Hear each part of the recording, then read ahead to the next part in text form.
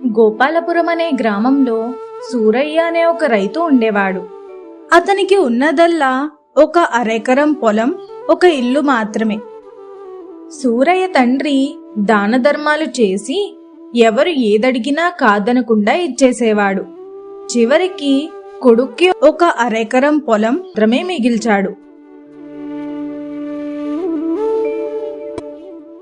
సూరయ్య ఆ పొలంలోనే కూరగాయలు పండించేవాడు. ఆ వచ్చిన డబ్బులతోనే సూరయ్య తల్లిని భార్యని పోషించుకునేవాడు. అలాగే ఆ ఊర్లో ఏదైనా పని దొరికినా వెళ్లి చేస్తూ ఉండేవాడు.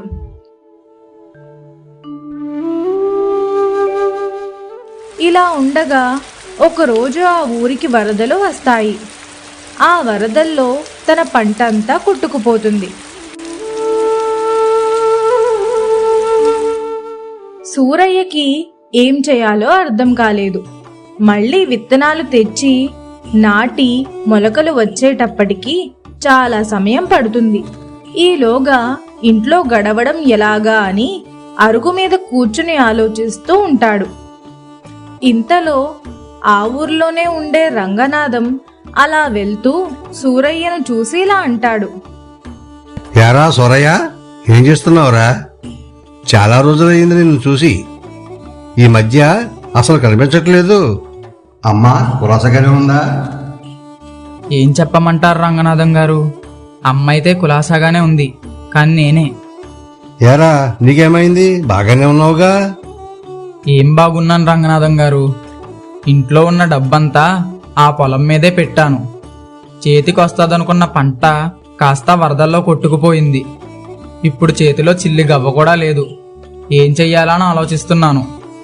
వరదల్లో నా పొలమంతా అడుచుకట్టుకుపోయింది. ఇప్పుడు పొలమంతా మళ్ళీ సాగు చేసి దున్నాలి, మొక్కలు వెయ్యాలి. ఇదంతా చాలా శ్రమతో కూడుకున్న పనండి. ఒక్కడనే చెయ్యగలనా అని ఆలోచిస్తున్నాను. లేదా ఎవరినన్నా మనుషుల్ని పనిలో పెట్టుకుందామన్నా వాళ్ళకి జీతం ఇవ్వడానికి కూడా నా దగ్గర డబ్బులు లేవు. ఏం చేయమంటారు? మన రైతులకు ఎప్పుడు ఉండే కష్టాలే. ఏం చేస్తాం? ఏదో ఒకటి చేసి మళ్ళీ పంటలు వేయాలి కదా, లేకపోతే మన జీవనం గడవదు. ఒకప్పుడు మీరు భలే ఆస్తిపరులు. మీ నాన్న అడిగిన వారికి కాదనకుండా దాన ధర్మాలు చేసి కడాకరకు నీకు అరెకరం పొలం మాత్రమే ఉంచాడు. మహానుభావుడు. లేదంటే కాలు మీద కాలేజీని కూర్చుని తింటే తరగని ఆస్తి ఉండేది మీకు.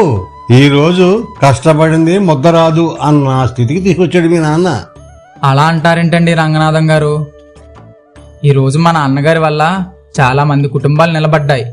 అది నాకెప్పుడూ సంతోషమే. ఇప్పుడు నాకున్న అరెకరం పొలంలో ఏదో అలా సాగు చేసుకొని నా జీవితాన్ని నెట్టుకొస్తున్నాను. నాకది చాలు. ఎక్కువగా ఆశలు కూడా లేవులేండి.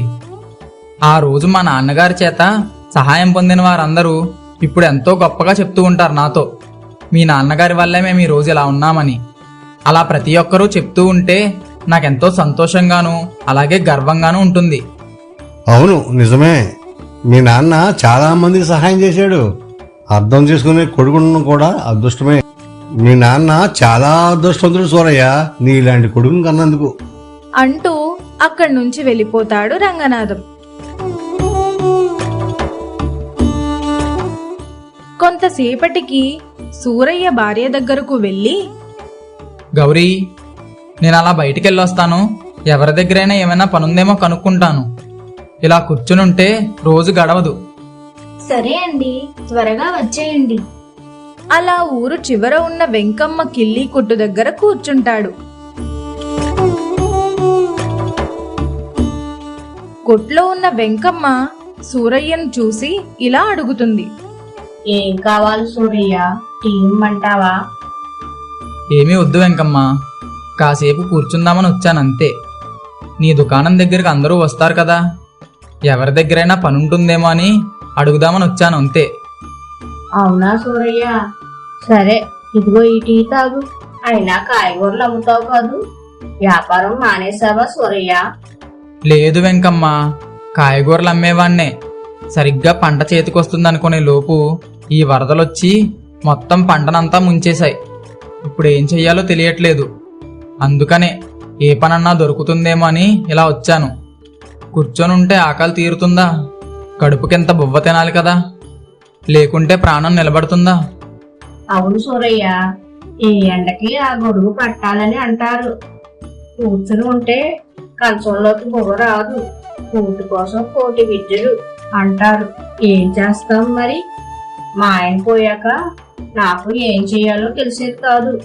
అప్పుడు ఏదో కొంత డబ్బు మా ఆయన దాచాడు. ఆ డబ్బుతోటే ఈ చిన్న దుకాణం పెట్టుకున్నాను. ఇంక ఇదే నా జీవనాధారం. ఏం చేస్తాం, ఏదో అలా వెళ్ళిపోతుంది నా జీవితం. అలా సూరయ్య వెంకమ్మ ఇద్దరూ మాట్లాడుకుంటూ ఉంటారు.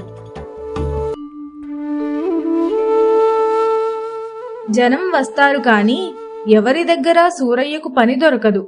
ఇంక చీకటి పడేసరికి నిరాశతో ఇంటికి వెళ్తాడు. ఇంత ఆలస్యం అయిపోయింది, ఎప్పుడో వస్తానన్నారు కదా. ఆ వెంకమ్మ బడ్డీ కొట్టు దగ్గర కూర్చున్నారా?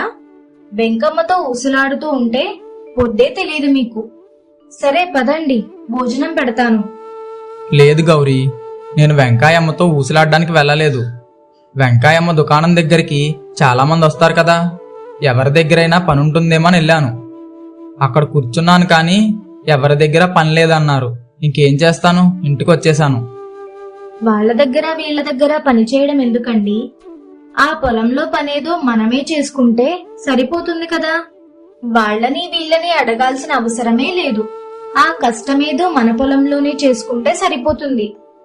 అవునరా, గౌరీ చెప్పింది నిజమే. వాళ్ళ పని మనం చేసుకుంటే సరిపోతుంది. వాళ్ళ దగ్గరికి వీళ్ళ దగ్గరికి ఎందుకు పని గురించి అడగడం? గౌరీ చెప్పినట్టు చెయ్యి. అవసరమైతే నేను వస్తాను నీకు సాయం చేయడానికి. మన పని మనం చేసుకుంటే తప్పేముంది? అవునండి, నేను అత్తయ్య గారు కూడా వస్తాం. ముగ్గురం కలిసి మన పొలంలోనే పని చేసుకుందాం. బయట వాళ్ళని పెట్టుకోవాల్సిన అవసరం కూడా లేదు. ఇంటి దగ్గర కూడా ఎలాగో ఖాళీగానే ఉంటున్నాం కదా, అదేదో పొలం కాడే ఉండి పని చేసుకుంటే సరిపోతుంది. ఈలోగా మన ఇంట్లో గడవద్దు. మీరు బాగానే చెప్తున్నారు కబుర్లు. మన ఇంట్లో ఖర్చులకి డబ్బులు ఎక్కడివి? అలాగే విత్తనాలు అవి కొనడానికి కూడా డబ్బులు కావాలి కదా. దాని గురించి మీరేమీ ఆలోచించకండి. ఇంట్లో కొద్దిపాటి సరుకులు ఉన్నాయి. అవి అయిపోయేదాకా ఏదో కాలక్షేపం చేద్దాం. తర్వాత ఏం చేయాలనేది ఆలోచిద్దాం. ముందు మీరు భోజనం చేయండి. రేపు ఉదయాన్నే త్వరగా లేచి మనం ముగ్గురం పొలానికి వెళ్దాం. ఉదయాన్నే లేచి ఇంట్లో పనులన్నీ చేసుకుని గౌరీ, సూరయ్య అలాగే వాళ్ళ అమ్మ ముగ్గురూ కలిసి పొలానికి వెళ్తారు. పొలంలో వరదతో వచ్చిన బురద, అలాగే చెత్తా చెదారం, విరిగిపోయిన చెట్టు కొమ్మలతో పొలమంతా చిందరవందరగా తయారవుతుంది. దాన్ని చూసిన సూరయ్యకు గుండె తరుక్కుపోతుంది. అది గమనించిన గౌరీ ఇలా అంటుంది, ఎందుకండి అలా బాధపడుతున్నారు? ఏది జరిగినా మన మంచికే అనుకోవాలి, అంతేకాని ఇలా బాధపడిపోతారా చెప్పండి? చూస్తే పెద్ద పనిలాగే అనిపిస్తుంది మనకి. అదే పని చేశామనుకో చిటికెలో అయిపోతుంది. దాని గురించి మీరు ఎందుకింత హైరాణ పడిపోతున్నారు? మేమున్నాం కదా మీ వెనకాల. మీరు అలా కంగారు పడకండి. దిగండి పొలంలోకి. ఇంకలా చూస్తూ ఉంటే పని అయినట్టే. తొందరగా పని ముగించుకుని ఇంటికి వెళ్దాం. అలా ముగ్గురు పొలంలోకి దిగుతారు. పొలంలో ఉన్న చెత్తా చెదారమంతా ఏరి పాడేస్తూ ఉంటారు.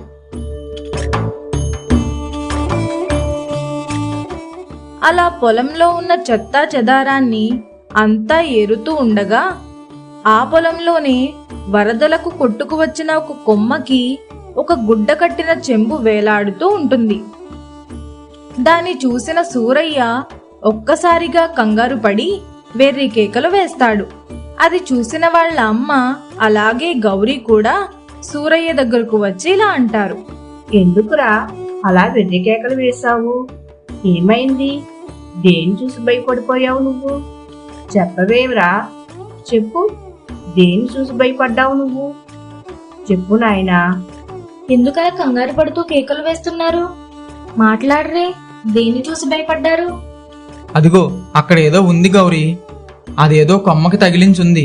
నాకొక్కసారిగా భయం వేసింది. అదిగో ఆ కొమ్మకి వేలాడుతూ ఉంది చూడు, అక్కడ ఏదో ఉంది. సరే, నేను వెళ్ళి చూస్తాను. మీరు లెగిసిలా కూర్చోండి. అత్తయ్య గారు, కొన్ని మంచినీళ్లు తీసుకురండి. అలాగేనమ్మా. సూరయ్య తల్లి నీళ్లు తెచ్చి ఇస్తుంది. నీళ్లు తాగి కాసేపటికి తేరుకుని ఇలా అంటాడు. ఇప్పుడు చెప్పండి, ఏం చూసి భయపడ్డారు మీరు? అక్కడ పొలంలో పెద్ద కొమ్మ ఉంది చూసావా? ఆ కొమ్మకి ఒక గుడ్డ కట్టిన చెంబు వేలాడింది. దాన్ని చూసి చాలా భయం వేసింది.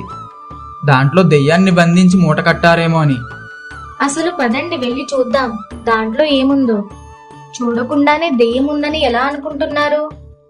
పూర్వం మాంత్రికులు దెయ్యాల్ని సీసాలో బంధించి భూస్థాపితం చేసేవారు, లేదంటే గంగలో కలిపేసేవారు. నీకు తెలుసా, మా చిన్నప్పుడు మా ఊర్లో ఇలానే జరిగేది. నిజమేలేండి, నేను విన్నాను ఇలా చేస్తారని. నాకు తెలుసు, కానీ ఒకసారి వెళ్ళి చూద్దాం, అందులో ఏముందో తెలుస్తుంది కదా అంటూ గౌరీ సూరయ్య ఇద్దరూ కలిసి పొలంలో ఉన్న ఆ కొమ్మ దగ్గరకు వెళ్తారు.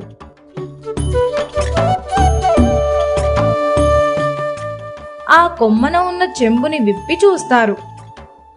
ఆ చెంబులో బంగారు నాణ్యాలు ఉంటాయి. అవి చూసిన ఇద్దరూ ఒక్కసారిగా ఆశ్చర్యపోతారు. గౌరీ ఆ చెంబును తీసుకుని అత్తగారికి చూపిస్తుంది. అది చూసిన అత్తగారు ఇలా అంటుంది. అమ్మో, ఎన్ని బంగారు నాణ్యాలు! చాలా ఉన్నాయి సూరయ్య. నువ్వు చాలా అదృష్టవంతుడురా, నా బంగారు కొండ. లేకపోతే ఇన్ని బంగారు నాణ్యాలు నీకు దొరికేవే కావురా. ఎంతైనా నీ మంచి మనసుకి ఆ భగవంతుడు ఇచ్చిన వరం ఇది. పాపం, ఎవరిదో ఈ ధనం. పోగొట్టుకున్న వాళ్ళు ఎంత బాధపడుతూ ఉంటారో. మనం సంతోషపడుతున్నాం, వాళ్ళు బాధపడుతూ ఉంటారు. ఎవరిదో ఇది, వాళ్ళకి అప్పగిస్తే సరి. ఏమండి, ఈ చెంబు ఇప్పటిది కాదు. దీన్ని చూడండి, చాలా పాతది. ఇది మన తాత ముత్తాతల కాలం నాటి చెంబులా ఉంది. ఇలాంటి చెంబును ఇంతవరకు నేను ఎప్పుడూ చూడలేదు. మన పూర్వీకులు సంపాదించిన ధనాన్ని దొంగలకి భయపడి భూమిలో దాచిపెట్టేవారట. అలా దాచిపెట్టిన ధనం కావచ్చు ఈ వరదలకి కొట్టుకుని వచ్చింది. మీ అదృష్టం అది మన పొలంలో దొరికింది. భగవంతుడు మీకు మంచి చేశాడు. అవునరా నాయనా, మీ నాన్నగారు దాన ధర్మాలు చేసినప్పుడు ఒకటే మాట అనేవారు. మనం చేసే దానం ఎప్పటికీ ఉంటుంది. మనం కష్టంలో ఉన్నవారికి సహాయం చేస్తే ఆ భగవంతుడు ఏదో రూపంలో మనకు సహాయపడతాడని చెప్పేవారు. అలాగే మీ నాన్నగారు అడిగిన వారికి కాదనకుండా సహాయం చేస్తూ వచ్చేవారు. అలాగే ఆపదలో ఉన్నవారిని కూడా ఆదుకునేవారు. మనకున్న భూములు పొలాలు కూడా అమ్మేసి మరీ దానం చేసేవారు. అప్పుడప్పుడు నేను బాధపడేదాన్ని నిన్ను చూసి, నీకేమీ మిగల్చకుండా అన్నీ దానం చేసేసారని. కానీ మీ నాన్నగారు అన్న మాటలు ఇప్పుడు నాకు గుర్తుకు వచ్చాయి. మీ నాన్నగారు చేసిన దాన ధర్మాలు ఊరికే పోలేదురా సూరయ్య. ఆ భగవంతుడు ఈ రూపంలో నీకు ఇచ్చాడు. దీన్ని సంతోషంగా తీసుకో.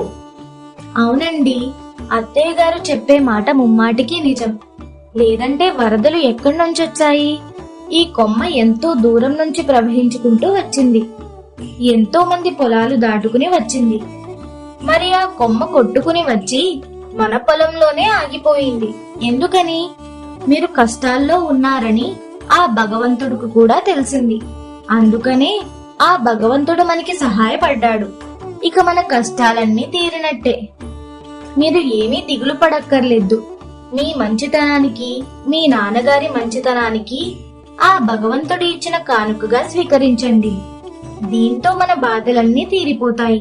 ఇక మనం సంతోషంగా ఉండొచ్చు. అవును సూరయ్య, ఈ ధనం నీదే. ఇక నువ్వు ఏమీ ఆలోచించకు, సంతోషంగా ఉండు. అలా తల్లి అలాగే గౌరీ కూడా సూరయ్యకు నచ్చ చెప్తారు. సూరయ్య ఆ ధనంతో కొన్ని పొలాలని కొంటాడు. అలాగే మంచి ఇల్లు కూడా కట్టుకుంటాడు. కూరగాయ పంటలు బాగా పండిస్తాడు. ఆ వచ్చిన డబ్బులతో ఆ ఊర్లోనే పాఠశాల కట్టిస్తాడు. అలాగే బావిలు కూడా తవ్విస్తాడు. ఆ ఊర్లో ఎవరికైనా ఏదైనా కష్టం వస్తే సహాయపడుతూ ఉండేవాడు. అలా వాళ్ళ జీవనం ఎంతో సంతోషంగా సాగింది. తండ్రికి తగ్గ కొడుకులా పేరు తెచ్చుకుంటాడు. మంచితనం ఎప్పుడూ వృధా కాదు. మనిషి సంపద కంటే మంచి మనసు గొప్పది. మనం చేసిన దానం, సహాయం ఎప్పటికైనా మనకు తిరిగి వస్తాయి. అవసరంలో ఉన్న వారికి తోడుగా నిలిస్తే అదే పుణ్యంగా మారుతుంది. కష్టకాలంలో ధైర్యంగా కృషి చేస్తే దైవం కూడా సహాయం చేస్తుంది. మన మంచితనం చివరకు మన జీవితాన్ని సంతోషంగా మార్చుతుంది.